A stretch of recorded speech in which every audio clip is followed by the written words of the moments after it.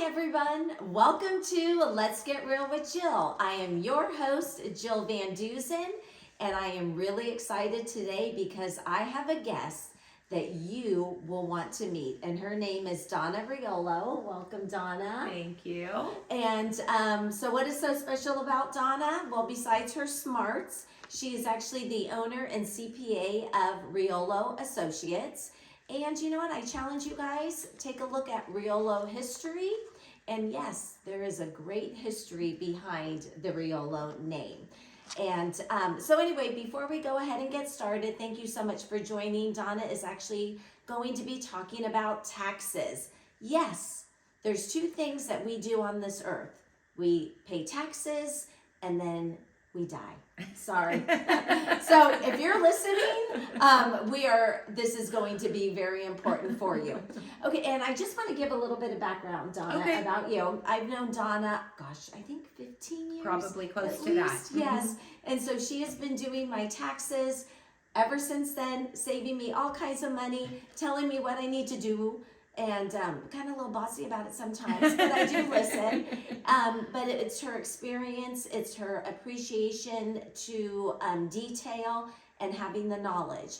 And she has 4 wonderful kids, 3 adult kids, and started to make some other decisions and had a 4th one a little bit later in life who's 5 years old. Yep. Yeah, where is Brody today? He's with his older sister. Okay. Oh my gosh. See, that's why you have kids spread apart, right? Exactly. Yeah. She takes him trunk or treating, and I come and visit with you. That. What's he going to be for Halloween? Oh, well, being the worst mother of the year this year, Yeah. I didn't get his costume until last night at 10:30 p.m. So What whatever was was in available? size 4 to 6, which Okay. I think was a green dinosaur with some star-shaped glasses. Oh, that's perfect. Yeah. Yes. No yeah. SpongeBob left, no Batman left, but there was a green There dinosaur. was a green dinosaur. You can tell that's kid number 4. Kid number 1, she was preparing in August. I sewed her costumes myself. Okay. Oh my gosh. Okay, there you go. But you know, this is a very busy time of year because we're getting through 2024. So, so thank you so much for taking the time.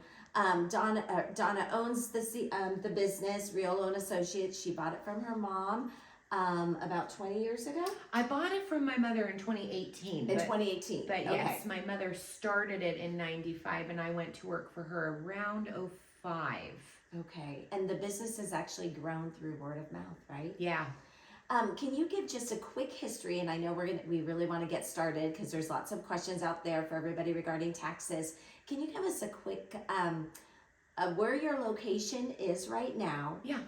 And what that location looked like probably 20, 30 years ago. Oh my gosh. Well, right now we've got a building on the corner of Pleasant Grove and Foothills, which Jill and I, we were just talking about how that used to be a cattle ranch that my grandfather ran cattle on. I used to ride around on that ground on my pony, but anyhow, it's office complex now, and that's part of why we bought there, because it had some family history for us. So anyhow, that's where it's at. But where it started, you know, my dad worked for Tykert Construction, so he had access to all kinds of equipment and so forth. So when I was in high school rodeo, my mom wanted to take me to rodeo. Her boss said no, so she said, well, I don't work here anymore. And he brought home a single wide construction trailer and put it on our ranch in Roseville. And that's where the business was started. Oh my gosh. And that was 1995. Okay. And he put it there, dug a septic and hooked it up to the power from the barn.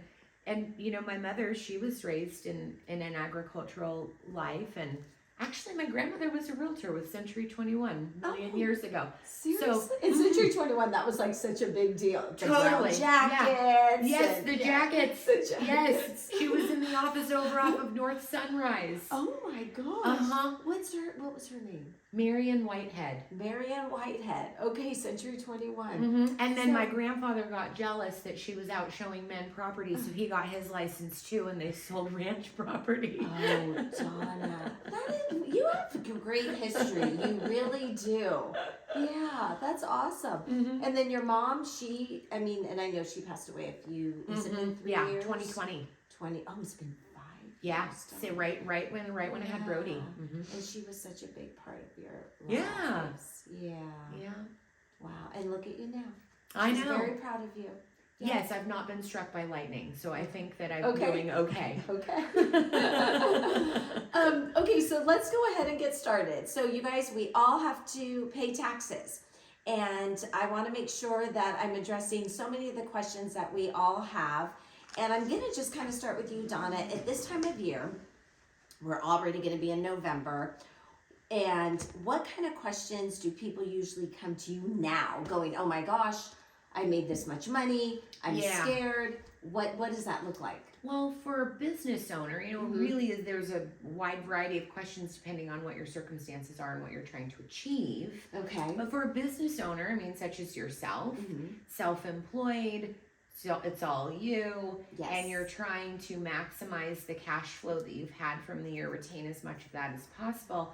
They want to know, what should I buy? What should I save? What should I invest in? What's my tax obligation going to be? How much cash do I need to have saved for that? So we call this in our office planning season. It seems so silly when I started and I worked for my mom. The business was so small that I had nothing to do. Okay. For October 16th through December 31st, there was just nothing to do. We did our continuing education and so forth, but it's merged into this planning season where business owners, investors, high net worth clients want to know before December 31st, what should I buy? And I kind of have developed over the years, really it boils down to a pretty streamlined answer if you don't have anything out of the ordinary, which is don't buy anything that you don't need, because you may as well go flush money down the toilet.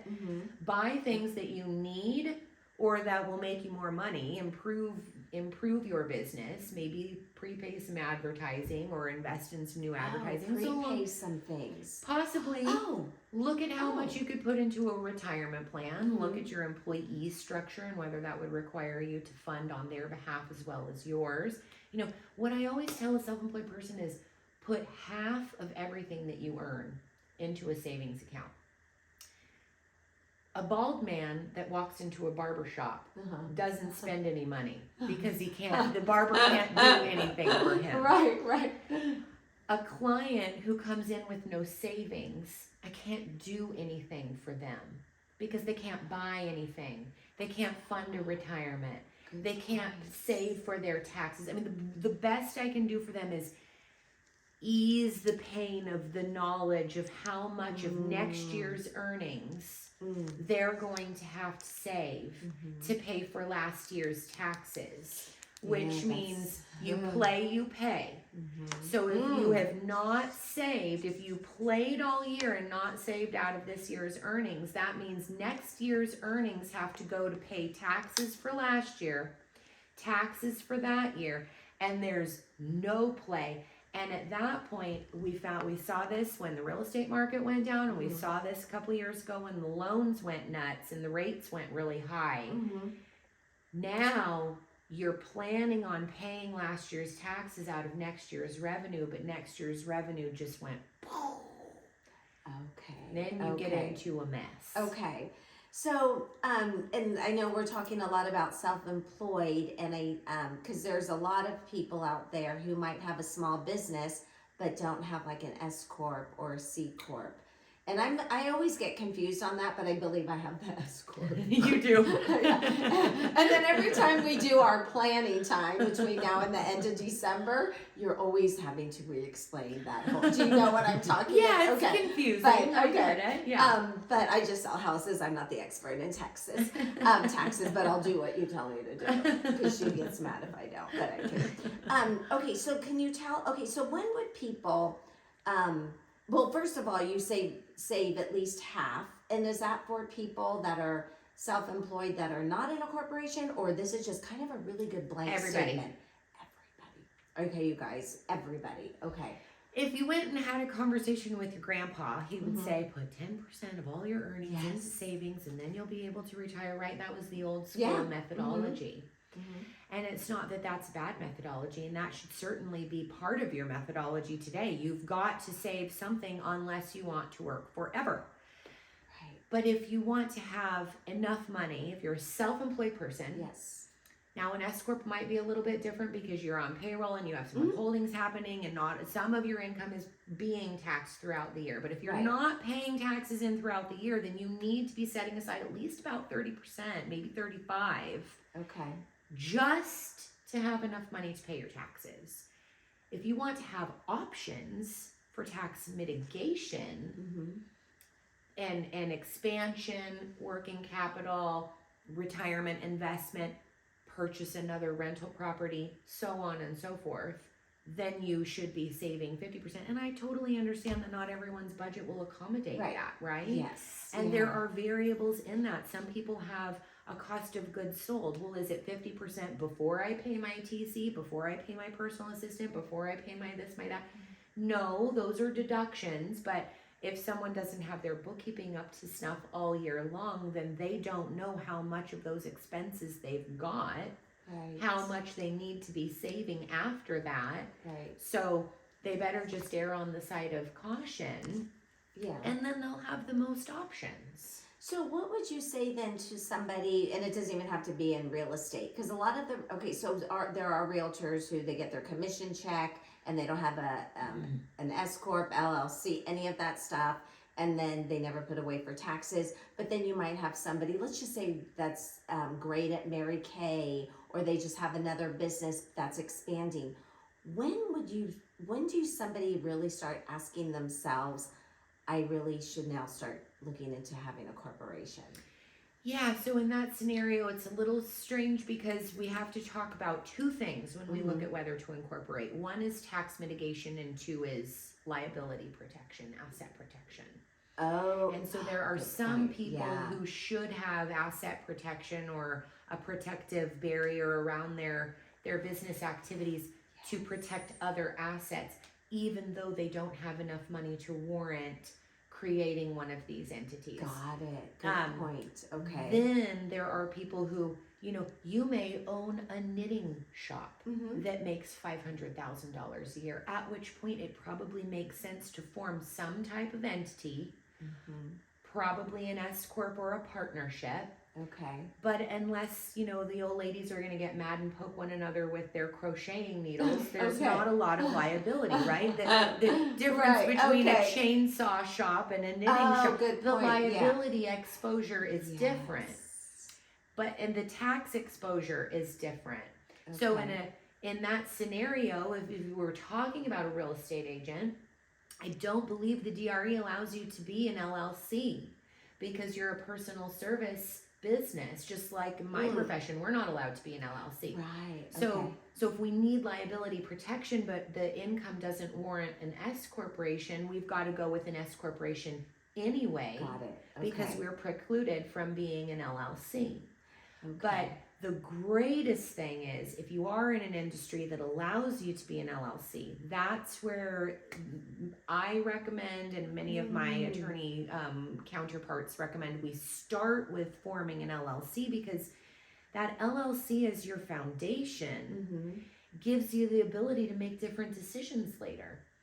An LLC is first and foremost not governed by the Department of Corporations, so your obligation to maintain minutes and corporate documents and annual filings and so forth are eliminated. And if you're sued, the easiest way for an attorney to pierce your corporate bubble is to say, hand me your minutes, hand me your filings, hand me your this, which so few people do.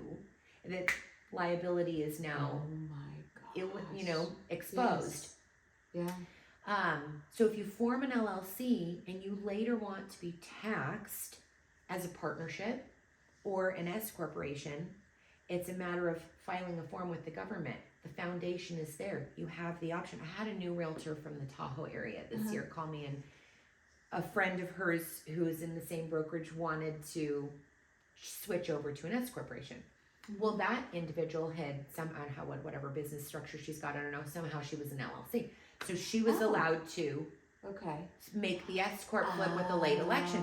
So my client's calling me saying, I want to do the same thing. And I'm saying, but you can't do the same thing because, excuse me, you didn't form your LLC until the end of the year. So I can do that for you for this 2-month period of time, but I cannot go back. I can't make an election for your non-existent entity to be taxed this way. Okay. All the way back to the beginning of the year because it didn't exist. Right. Okay. So these are other things that people would come in at this time of year and ask, because now is the perfect time of year to do that. You've got a bit of time to square away your operating agreement with an attorney, file things with the Secretary of State, get an EIN with the IRS, open the necessary bank accounts, and have your ducks in a row. Yes, it's a lot. So that you formally start the entity within the last 2 weeks of the year, which the government now sees as a non-existent tax year. Okay. So you don't have to file anything for, let's say, 2025, but on January 1st of 2026, you hit the ground running with this entity. So when people want to do this, and I mean, I think I did mine in like 2009. I don't even know how I did it, where I started. That was a long time. Like, so yeah. Where do they start with you? When I'm like, I want to do an S-Corp, who do they go with? Well, okay, imagine the cheerleading squad and their triangle, right? Okay, the girl doesn't get to the top of the triangle without the 3 people on their hands and knees on the bottom. Yes. So, and you can't do it with one person on their hands and knees on the bottom, and you can't do it with one of the 3 at a time on the bottom. You need the 3 together, which means you need your attorney, and you need your accountant, and you need your advisor. To be down there working collaboratively. Okay. So that the attorney is not making recommendations that harm you from a tax perspective. The attorney and the accountant and the advisors need to stay in their own lane but work collaboratively with one another. Okay. So that these great minds can think alike and shove you up to the top of the pyramid where you will be successful. So when somebody does do it, and thank you for that, because that happened in 2009, and I just keep going. So then what about, there's 2 things that people with a corporation, I think, probably come to you as well, is, and I know the real estate market, and I'm not just talking about the real estate market, because a lot of people are doing great, some people aren't, but no matter what, 401ks, because as we're employees of our corporation, and so how should that be maximized? And then what about people, because a lot of this I think comes up about vehicles. Should I buy my car now? And then there's like, it has to weigh so much or not weigh so much. Yeah. So if we can do 401k, talk about vehicles. Okay. So let's start with vehicles because I think it's a little easier. I get these questions a lot. Should I buy one? Should I lease one? Should I buy one for the end? Do I need to buy a big one? Yes, all that. Yeah. So the question of leasing, I always pare this down to, is it going to be less expensive for you on a monthly basis to lease the vehicle versus buy it? Okay. And I would only recommend that someone lease a vehicle if they're one of those people who turns their car over every 3 years. Mm-hmm. You know, if you're there, and I know a variety of people who do all along this spectrum, where some people keep their car for 20 years and others are like, oh, the new Audi is out. Yeah, I gotta have it. And I need that, right? And so that's one piece of information to consider when determining whether to buy or lease. If you choose to go with a purchase, then the question becomes, is this something that I want to be able to write off all at once? Or do I want to spread the deduction out? And if you want to be able to write it off all at once, then the type of vehicle you buy and the gross vehicle weight rating, the GVW, is relevant, because you can only take those special depreciation deductions on a vehicle that has over 6,000 pounds GVW. And you can find the GVW on the little white sticker on the inside of every driver door panel. Oh, okay. You can look it up. That's easy. But there are some options on cars. You know, some Jeeps have it and some don't. So you've always got to pay attention. And there was 1 year that Lexus made a vehicle that was exactly 6,000 pounds, but the tax law is that it must be over 6,000 pounds, And there were people who purchased this 6,000 pound Lexus who did not qualify for the accelerated depreciation. Oh, can you So put in a heavy battery or it's something? gotta be, no, because it's the rating of the car. Oh, So you've got to make sure that there's at least 6,001 on that sticker Whoa. for it to qualify. But anyhow, if you want to write the whole thing off, then you've got to buy something over 6,001 pounds. And, you know, it's easy when you're a construction guy. It's easy when you're in demo. It's easy when, even if you're a realtor that does a lot of flips, you need a truck and a dump trailer, right? Well, trucks are like that. Trucks qualify like that.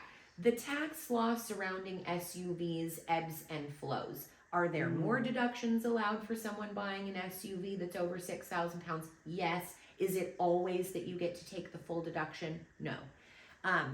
And so lots to consider there, but what I don't like, if it were just one vehicle, then it would probably be okay. But what I really have tried to steer clients away from is taking a Section 179 or big bonus depreciation deduction on a vehicle like that when they're carrying it on a 7-year loan. Here's why. You take all of the deduction in year 1, and years 2 through 7, you're paying for that deduction, but the payments that you're making are not deductible, but for the little piece of it that's interest. And so you've got cash flowing out in the future years with no matching deduction. Wow. So I call it profit rich and cash poor. Yeah. You can look at your P&L. I get this question all the time. Well, where's all the money? Yeah, right. I didn't make that much money. Yes, Where is all the money? Yeah. I'll tell you where the money is. The credit card company, your car dealer, your house, and the other place. I had a client that came in, thought he was being embezzled one time. And he wanted me to look through the book, so I did. And I said, I found who's embezzling from you. He said, I said, you. You're embezzling from you because you spend all your money at Target and Starbucks. And you don't even realize how much you are nickel and diming yourself to death. Stop that. Yes. Stay away from Target. Stay away from Starbucks. I'll probably get sued by those companies. Okay, but it's not good for them anyway. But yeah. So anyway, the vehicle thing, if you buy it with cash, no brainer. Take as much depreciation on it as you're allowed to. I like to say that, let's say you're a real estate agent working in the Rockland area and you're given a referral to sell a home in Los Lagos. Okay. You're going to have an abnormal commission. You're not in the Los Lagos, arena. Those clients are not your typical clients, yada, yada, but you're cruising along making $300,000 a year, and all of a sudden you're going to have a year where you make $5. That might be the year to buy a vehicle, because we can bring your tax rate back down out of that higher bracket, use the heavier vehicle, plan for it. But other than that, I say, please don't ever buy a vehicle until you need one. It's the worst place to spend your money. You think that because you bought a $70,000 vehicle and got a $25,000 tax break that you have saved money, but what in fact happened is the minute you drove the vehicle off the lot, you lost $25,000 of value, so you're actually flat. Yeah. You've just saved yourself the gagging and the tears from signing a check that went to the IRS, but you wrote one to the auto mall instead. Yeah. Not a good business decision. So that moves us into retirement, which is a far better business decision. I do want to say one thing though, because of your knowledge, and everybody's so different, because that's why before I buy a car, like we're going to be doing our planning and stuff. Meeting. And you know so much about, you've been doing it for years for me, you know everything, so you're going to advise me the best time to buy, all of that. But I will tell you this, I'm waiting for the 2026 Lexus to come. And I do have to have a car because my car was totaled. Yeah, right. And it's over 10 years, but it died. But yeah, I'm just waiting. But we'll get into that stuff. But you just see everything for that individual, meaning the individual corporation or whatever. Yeah, you're really good at that. I try to look at my clients from the perspective of what their tax and investment and strategy, what this all looks like from January to December, from the time that they start working until the time that they retire, and from the time that I meet them until the time that they expect they might die, right? Because we have to balance those three objectives. What am I going to do this year? How does that play into my goal to stop working by age 60? And if I do these things through this year and the next year and the next and the next, such that when I'm 60, I can now achieve this other goal, which is retire and have enough money to travel to Portugal 5 times a year, live, go on a cruise to Antarctica. What do you want? I tell people this all the time. They come in and I say, okay, you don't even know what you want yet. So you need to go home, get a very nice bottle of wine, light a fire, get your wife, sit down, have a powwow, get in the sauna, do a sweat shot. I don't care what you have to do. But you need to meditate on what you want, because I like to start at the end. And then say, this is what you want. Yes. Now this is what that will require to get there. Yeah. And then you have to decide, am I willing to do that? Yeah, good point. A lot of people are not willing to stop going to Starbucks. Oh, yeah, that's a really good point. Or Target, or yeah. What can you say 5 years from now when you wander around your home that you can say, that was the best thing I ever spent money on at Target? Right. Oh, yeah, because it's already in the Goodwill. It's already in the Goodwill. Okay. Yeah, that's a really good point. And people flush money down the toilet like that. Throw it out the window, light it on fire, flush down the toilet. Yeah. And I don't know if you know this, but every day, I mean, pretty consistent, that I look at every single bank account and charge card I have. And I pay the charge card every month. Yes. And on months out. It's on an Excel. I think you've seen my Excel spreadsheet. I see. Yes. Yeah, I mean, I would know. Yes, you're great. Crazy You though. I'm like way beyond. Yeah. Yeah. My love of my life, we laugh because he is the most conscientious person I have ever seen over his money. And one night we were laughing about, sometimes he can hear some of the conversations that I have, and he's like, it's so surprising to me that people don't understand where their finances are. And he said, I tuck my finances into bed every night. And I said, no, you don't. No, you don't. You sing your finances a lullaby. You tuck them in, and then you rock them to sleep. and while that may be this end of the spectrum, and not necessary for everyone, the opposite end is not good. To have no knowledge, no awareness. You're not really seeing where you're not actively the participating. Right, because you're just flipping the card.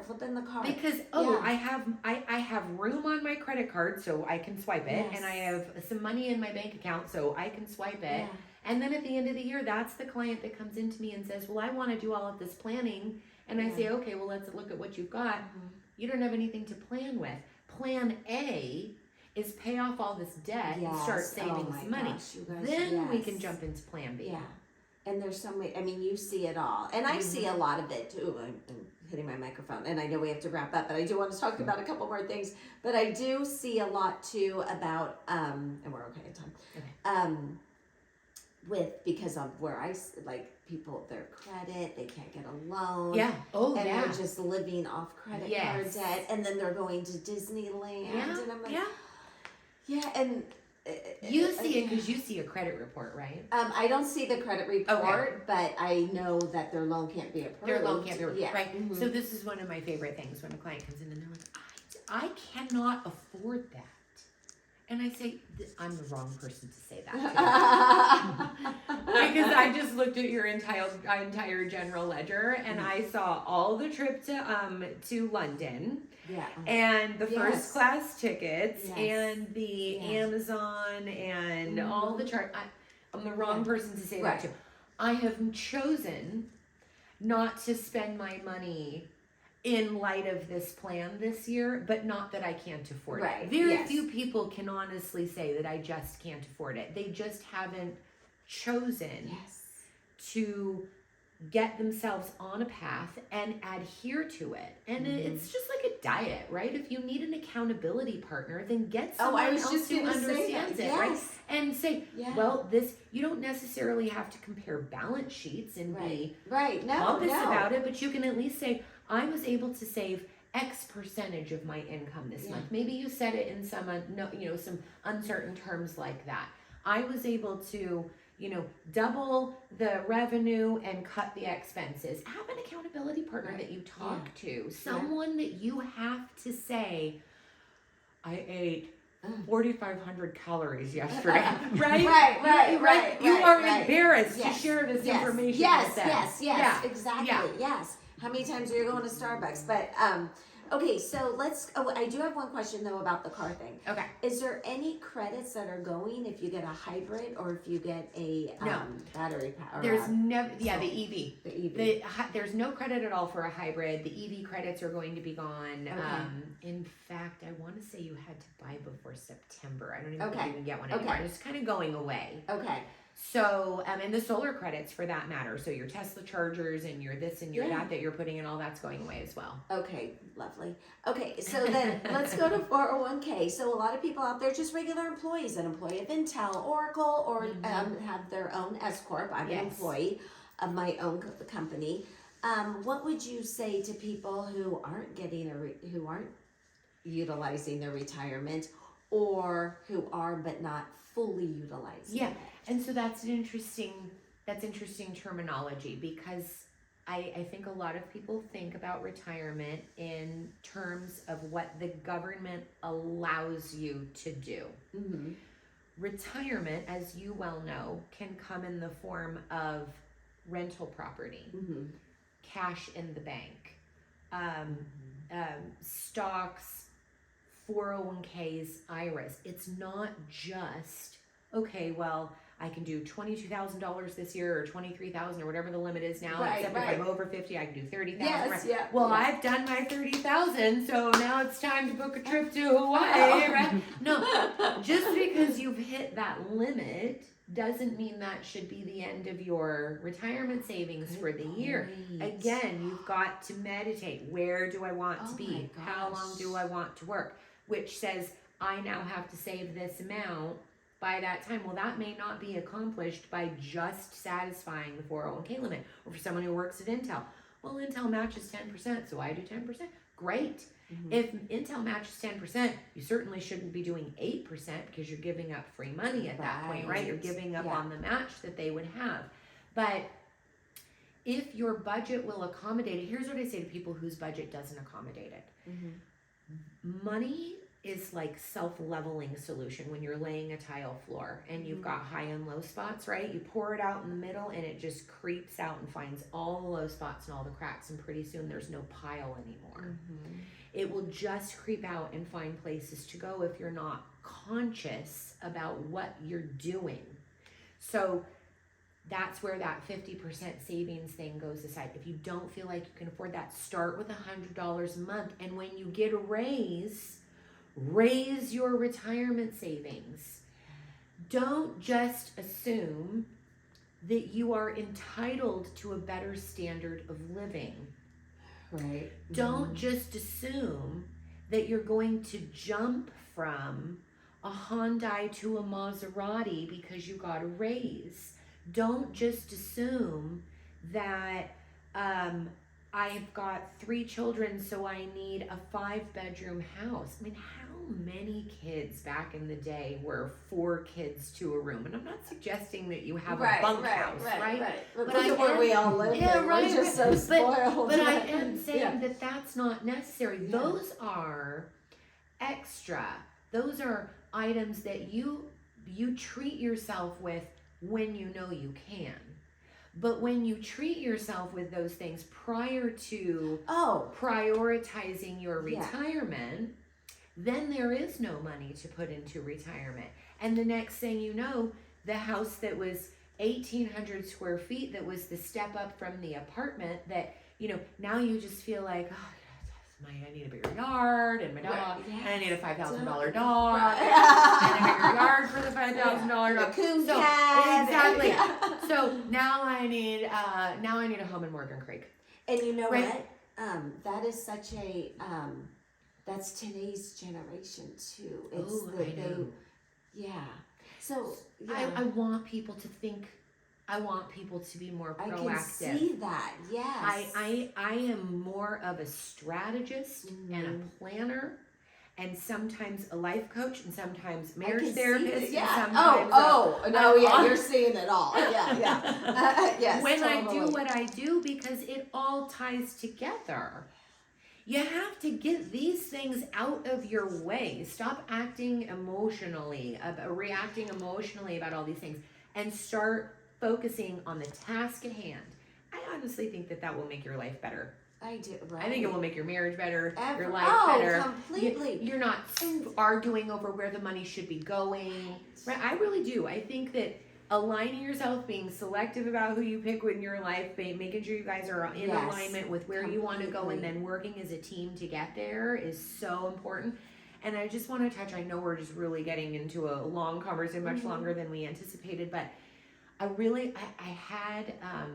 I exposed myself to some information that I suspected was right the other day, but a client asked, and I've talked so much right now about Roth and whether to do traditional retirement funding or Roth. Right, okay. And I just want to run through this quickly.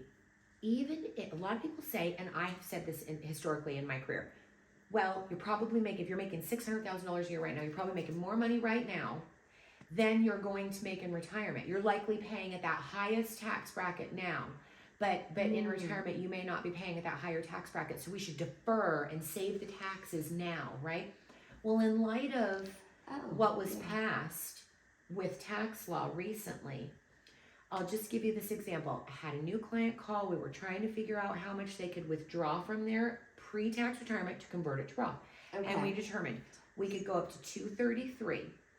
Now we could go higher than that and stay in the 24% tax bracket, but they're also on Medicare. And so if we go over $233,000, they hit the Medicare IRMA, which means their Medicare premiums go up. So you have to think about all these things, right? Yes. So at $233,000, we kept them not in the lowest IRMA, but in the middle IRMA, and it just kind of equated that to an additional tax.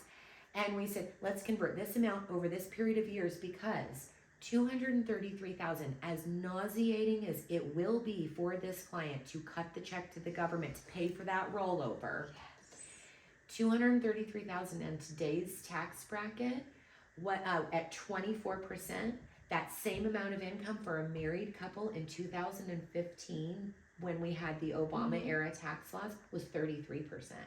Oh my gosh. So if you think that you're going to pay less taxes in retirement than you pay now, you have to not only look at how much income you make now versus how much you may make in retirement, but what could happen to the tax rates. Because as I think everyone is aware, our political pendulum has swung wildly from side to side. And had this bill, whether you love him or hate him, had that tax package not been passed, our tax rates were set to default back to that prior bracket system. Whoa. So, So he took advantage. Oh, yes. And he's like, I'm writing the check. Everyone's rates would have gone way up. And what that tells me is, because of these extreme swings, it's not unreasonable to think that rates could go back to that. Right.